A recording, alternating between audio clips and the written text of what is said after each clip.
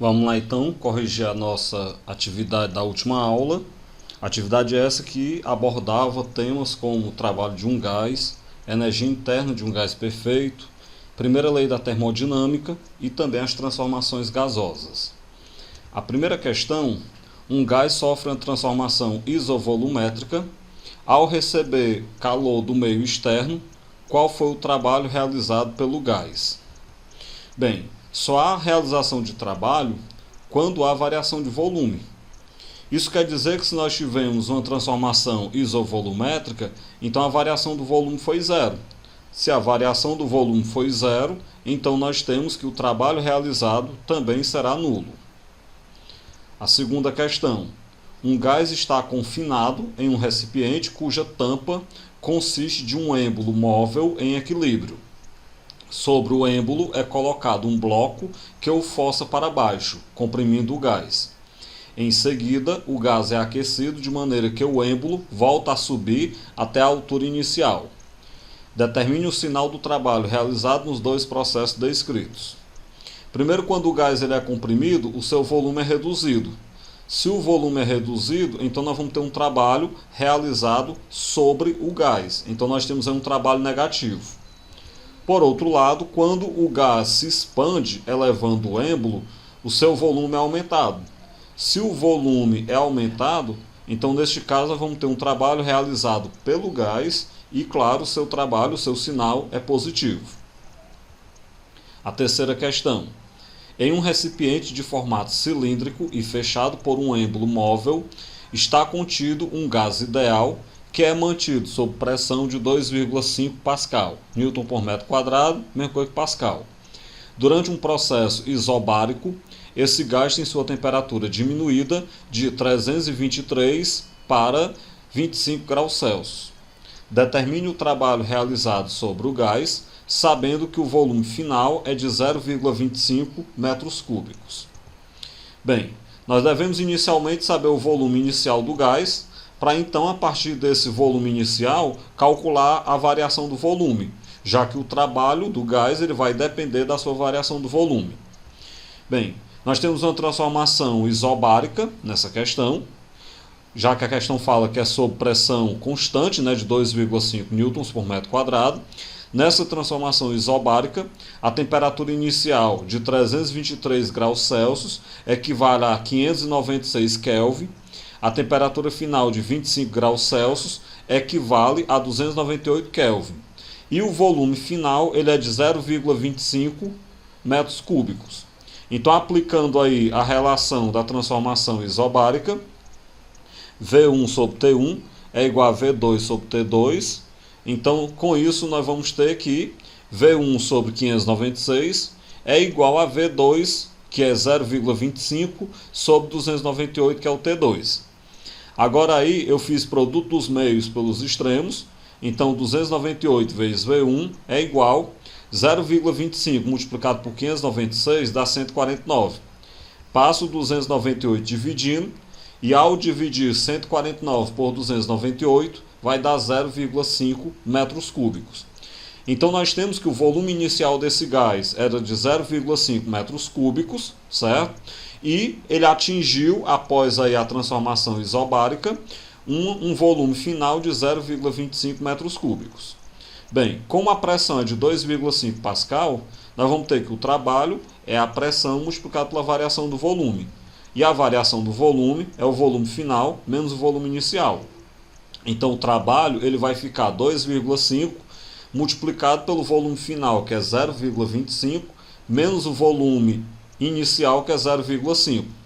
Entre parênteses, vai dar menos 0,25, que quando eu multiplicar por 2,5, vai dar menos 0,625 joules. Então esse foi o trabalho que o gás sofreu. Esse foi o trabalho realizado sobre o gás. A quarta questão: durante uma experiência, 3 mols de moléculas de um gás ideal têm sua temperatura alterada de 50 para 150 Kelvin. Se o sistema for mantido sob pressão constante e se considerarmos a constante universal dos gases como 8,3 Joule por mol vezes Kelvin, qual será o trabalho realizado pelo gás? Bem, do enunciado, Nós sabemos que o número de mols é 3, sabemos que a temperatura inicial é de 50 Kelvin e a temperatura final é de 150 Kelvin. Com isso, daí a gente pode adequar a equação de Clapeyron. A equação de Clapeyron, vamos lembrar que ela é pressão vezes o volume igual ao número de mol vezes a constante vezes a temperatura. Se eu adequar essa equação de Clapeyron, eu posso escrever que a pressão multiplicado pela variação do volume é igual ao número de mols multiplicado pela constante dos gases multiplicado pela variação da temperatura. Por que eu vou adequar a equação de Clapeyron? Porque, na verdade, eu vou chegar numa outra expressão que vai ser possível, através dela, calcular o trabalho realizado pelo gás. Vamos fazer o seguinte. Como a gente sabe, o trabalho realizado pelo gás é a pressão multiplicada pela variação do volume. E na adequação da equação de Clapeyron, eu disse que a pressão vezes a variação do volume é o número de mols vezes a constante dos gases vezes a variação da temperatura. Com isso, então, a gente pode escrever que o trabalho do gás é o número de mols multiplicado pela constante dos gases multiplicado pela variação da temperatura. Lembrando que a variação da temperatura é a temperatura final menos a temperatura inicial. Então, substituindo os valores, o trabalho realizado pelo gás é igual ao número de mols, que é 3, multiplicado pela constante dos gases, que é 8,3, multiplicado pela diferença entre as temperaturas, que é 150 menos 50. Entre parênteses vai ficar 100, né? A diferença entre o 150 e o 50. Então o trabalho é 3 vezes 8,3 vezes 100. Quando a gente multiplicar, nós chegamos num trabalho de 2.490 joules. Só que o item ele pede para ser colocado em notação científica. 2.490 joules eu posso colocar como sendo 2,49 vezes 10 elevado a 3 joules. Voltando aí a vírgula 3 casas, então eu coloco multiplicado por 10 elevado a 3. A quinta questão. Avalie o comportamento de 2 mols de um gás ideal nos itens descritos a seguir. Considere a constante universal dos gases, 8,3 joules por mol vezes Kelvin. Vamos lá. A letra A pergunta: qual a variação da energia interna dessa quantidade de gás, caso a temperatura varie de 55 para 110 graus Celsius? Pelo enunciado, nós temos que o gás ele é formado por 2 mols, né, desse gás, e que a variação da temperatura é de 55 graus Celsius, que na escala Kelvin vai dar 55 Kelvin. Bem, tendo esses valores, nós sabemos que a variação da energia interna, que é o que a questão pede no item A, é 3 meios vezes N vezes R vezes a variação da temperatura. Então isso vai dar 3 meios vezes N, que é 2, vezes R, que é 8,3, vezes a variação da temperatura, que é 55. Dá para cortar os 2. Quando eu multiplicar 3 multiplicado por 8,3 multiplicado por 55, isso vai me dar então 1.369,5 joules. Bem, 1.369,5 joules eu posso colocar em notação científica. Colocando em notação científica, isso seria 1,3695 vezes 10 elevado a 3, já que eu desloquei a vírgula 3 casas para a minha esquerda. Bem, 1,3695 é aproximadamente igual a 1,37 vezes 10 elevado a 3 joules. O item B. Qual a energia interna dessa quantidade de gás, caso ele seja mantido a 55 graus Celsius? Vejam, no item A eu queria a variação da energia. No item B eu quero saber qual é essa energia quando ele está na temperatura fixa de 55 graus Celsius. Nós temos que 55 graus Celsius é 328 Kelvin. Daí então nós sabemos que a energia interna em determinada temperatura é 3 meios vezes N vezes R multiplicado por aquela temperatura absoluta. Então vai dar 3 meios vezes 2 multiplicado por 8,3 multiplicado pela temperatura de 328 Kelvin. Corta os 2. Quando eu multiplicar o restante, vai dar 8.167,2 joule. Isso aí, em notação científica, dá 8,1672 vezes 10 elevado a 3, que é aproximadamente igual a 8,17 vezes 10 elevado a 3 joule. Então essa é a energia interna à temperatura de 55 graus Celsius, 328 Kelvin. A letra C. Qual é a energia interna dessa quantidade de gás, caso ele seja mantido a 110 graus Celsius? Bem, tem duas maneiras de fazer esse item C. No item A, nós já sabemos que a variação é de 1,37 vezes 10 elevado a 3. No item B, nós já sabemos que a energia interna, quando está a 55 graus Celsius, é de 8,17 vezes 10 elevado a 3. Então, se eu somar o item B com o item A, eu sei qual vai ser essa energia interna quando ele estiver a 110 graus Celsius. É uma maneira. Outra maneira é a gente fazer como eu fiz o item B. Lembrando aí que 110 graus Celsius é 383 Kelvin. Então, pega aí a fórmula da energia interna. Vai ficar 3 meios vezes 2 vezes 8,3 vezes 383. Corta os dois, multiplica o resto. Vai dar então 9.536,7 joules. 9.536,7 joules é aproximadamente 9,5667, né, vezes 10 elevado a 3.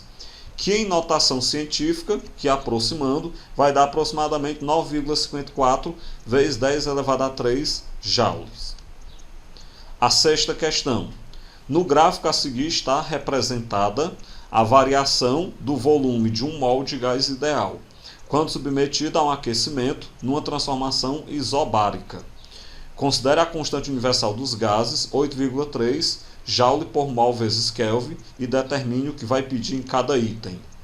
No item A, eu quero o trabalho mecânico realizado pelo gás. Bem, nós sabemos que o trabalho mecânico realizado pelo gás ele é numericamente igual à área abaixo do gráfico. E a área abaixo do gráfico equivale à área de um retângulo, como vocês podem ver sombreado aí na imagem. Esse retângulo, observemos que a altura dele é 4 vezes 10 elevado a 6 pascais, e a base dele, do 6 para o 12, é 6 vezes 10 a menos 3 metro cúbico. Isso é um detalhe importante, a gente tem que olhar a escala nos eixos. No eixo do volume, a escala está em 10 elevado a menos 3. Então, do 6 até o 12 não é só 6, é 6 vezes 10 a menos 3. A escala no eixo da pressão, que é o eixo Y, está em 10 elevado a 6. Então, não é só 4, é 4 vezes 10 elevado a 6. Dessa forma, então, como a área do retângulo é base vezes altura, o trabalho será base vezes altura. Então, eu pego a base, que é 6 vezes 10 a menos 3, multiplicado pela altura, que é 4 vezes 10 a 6. 6 vezes 4 dá 24. 10 a menos 3 multiplicado por 10 a 6 dá 10 elevado a 3, já que menos 3 mais 6 dá 3. 24 vezes 10 elevado a 3, eu posso pegar a vírgula do 24, desloca uma casa para a minha esquerda, vai ficar 2,4. E como eu desloquei a vírgula uma casa para a esquerda, aumenta uma unidade no expoente. Então, o trabalho vai ser de 2,4 vezes 10 elevado a 4 joules. A letra B. Durante esse processo, a variação da energia interna do gás. Vamos lá, então. Nós sabemos que a variação da energia interna é 3 meios multiplicado pelo N, pelo R, pela variação da temperatura. Só que aí tem um porém, né? A questão não me dá a variação da temperatura. O que você vai fazer? Nós vamos adequar essa fórmula. Nós sabemos, por outro lado, da adequação lá da equação de Clapeyron, que a pressão multiplicada pela variação do volume, ela é N vezes R vezes a variação da temperatura. Então é só substituir lá na fórmula da variação da energia interna. Eu vou substituir NR vezes a variação da temperatura por pressão multiplicada pela variação do volume. Com isso, então, a gente pode escrever que a variação da energia interna ela vai ficar 3 meios multiplicado pela pressão multiplicado pela variação do volume. Só que pressão vezes variação do volume, entendam, é o trabalho realizado. Então, com isso, a gente deduz nesse item B que a variação da energia interna é 3 meios do trabalho realizado. E no item A, nós já sabemos que o trabalho é 2,4 vezes 10 elevado a 4. Então, a variação da energia interna vai dar 3 meios multiplicado por 2,4 vezes 10 elevado a 4. Bem, 3 multiplicado por 2,4 vai dar 7,2. 7,2 dividido para 2 dá 3,6. Então, a variação da energia interna vai ser 3,6 vezes 10 elevado a 4 joules. Sétima questão. Um gás ideal é submetido a uma compressão extremamente rápida, de tal forma que a troca de calor com o meio externo é insignificante e pode ser desconsiderada. Detalhe importante: se eu posso desconsiderar a troca de calor com o meio externo, porque é uma compressão extremamente rápida, então nós vamos ter aí uma transformação que ela é adiabática, certo? Na transformação adiabática, o calor trocado com o meio é igual a zero. As afirmações seguintes se referem à situação relatada. Verifiquem se elas estão corretas. A primeira afirmação: o volume do gás aumenta e a pressão diminui. Bem, se o gás é comprimido, o seu volume diminui. Tudo que é comprimido está sendo espremido, vamos dizer assim, então vai diminuir o volume. Portanto, o item A, que diz que o volume aumenta, é um item falso. O item B: o volume e a pressão do gás diminuem. Bem, nós já sabemos que o volume do gás diminui. Só que na hora que o volume do gás diminui, a pressão dele aumenta. Se a pressão aumenta, então o item B também é falso. O item C: a temperatura do gás diminui. Vamos imaginar o seguinte: como a troca de calor com o meio é insignificante, né? Então nós temos uma transformação adiabática. Na transformação adiabática, o calor trocado com o meio é igual a zero. E a gente viu então que lá na primeira lei da termodinâmica, como o calor trocado é igual a zero, vai ficar então que a variação da energia interna ela vai ser menos o trabalho realizado. Ou seja, a variação da energia interna e o trabalho realizado, ou o trabalho sofrido, eles têm sinais contrários. Dessa forma, então, o que eu posso deduzir a partir daí? Como o gás está sendo comprimido, ele está sofrendo o trabalho. Se ele está sofrendo o trabalho, é um trabalho menor do que zero, é um trabalho negativo. Bem, mas a variação da energia interna, como eu disse anteriormente, tem sinal contrário. Portanto, então a variação da energia interna vai ser positiva, vai ser maior do que zero. Se a variação da energia interna é maior do que zero, é porque a temperatura do gás aumenta. Se a temperatura do gás aumenta, o item C também é falso, porque diz que a temperatura do gás diminui. Continuando, o item D: a energia interna do gás aumenta. Eu acabei de falar no item anterior. O trabalho é negativo, é uma transformação adiabática, então nós vamos ter que a variação da energia interna vai ser positiva, logo ela vai aumentar. Por isso, então, esse item D é verdadeiro. E para a gente dizer por que o item E é falso, vamos lá avaliá-lo. Há trabalho realizado pelo gás para o meio externo. Isso é mentira. Por que é mentira? Eu já falei aí na explicação do item C, na justificativa do item C, que o trabalho é negativo. Se o trabalho é negativo, então isso quer dizer que o gás ele sofre o trabalho. Ele não realiza, ele sofre. Portanto, o item E também é falso. Dessa forma, então, o único item que é verdadeiro, né, é o item D. Oitava questão, da VUNESP de São Paulo. Um gás é submetido às transformações. Temos aí a transformação AB, acompanha aí pelo gráfico, né, pelo diagrama. É uma transformação isotérmica, porque a curva AB é uma isoterma. Aí nós temos a transformação BC, a transformação CD, que é outra isoterma, está dizendo aí na questão. E nós temos, por último, a transformação DA. Observem que a transformação DA, como ela é uma reta vertical, não há variação de volume. Se não há variação de volume, então, na verdade, DA é uma transformação isovolumétrica. Nós temos aí que AB e CD é isotérmica, DA é uma transformação isovolumétrica e BC não temos ainda informação para a gente afirmar que tipo de transformação é essa. Observem que se trata de uma transformação cíclica, porque fechou o ciclo, né? A, B, C, D voltou para as mesmas condições iniciais de pressão, volume e temperatura. Ok, vamos lá então. Com base nesse gráfico, analise as afirmações. A primeira: durante a transformação AB, a energia interna se mantém alterada. A segunda afirmação: a temperatura na transformação CD é menor do que a temperatura na transformação AB. E a terceira afirmação: na transformação DA, a variação de energia interna é igual ao calor absorvido pelo gás. É para nós dizermos, dessas três aí, quais são verdadeiras, quais são falsas e por aí vai. Vamos lá avaliar uma a uma. A primeira, a afirmação 1 ela é verdadeira. Quando ela fala que a transformação AB, nela a energia interna se mantém alterada, isso é verdadeiro pelo seguinte: AB é uma transformação isotérmica. Sendo isotérmica, não há variação de volume. Sendo isotérmica, não há variação de temperatura. Se não há variação de temperatura, não há variação de energia interna. Portanto, primeira afirmação verdadeira. A segunda afirmação, ela também é verdadeira. Por que ela também é verdadeira? Bem, nós sabemos o seguinte. Eu já falei que dA é uma transformação isovolumétrica.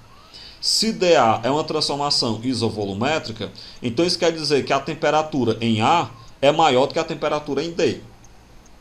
Ok? Já que nós vamos ter que comprimir o gás de maneira... Comprimir não, nós vamos ter que aumentar a pressão do gás de D até A de maneira isovolumétrica.